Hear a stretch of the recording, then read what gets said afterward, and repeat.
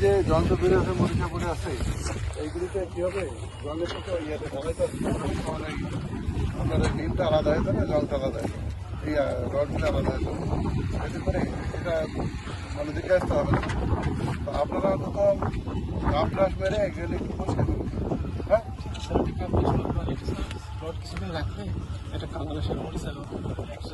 আপনার বয়স কত না আপনার বয়স কত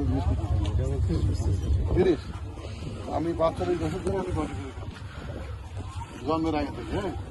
আমি জানি এটা কি করতে হয় আমার এখনো আজকে এরকম ঢালাই আসছে আমার সাইডে